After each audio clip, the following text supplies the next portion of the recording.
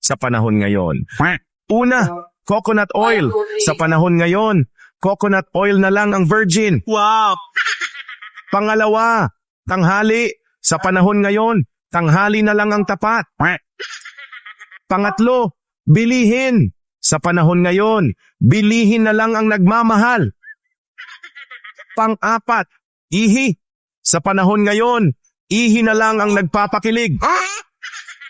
Pang-lima, motolite. Sa panahon ngayon, motolite na lang ang tumatagal. Wow! Pang-anim, Mlwiller. Sa panahon ngayon, Mlwiller na lang ang mapagkakatiwalaan. Pang-pito, hope. Sa panahon ngayon, sigarilyo na lang ang hope. Pang-walo, pag-ibig. Sa panahon ngayon, pabahay na lang ang pag-ibig. Paalala, ito biruan lamang. Good vibes lang tayo.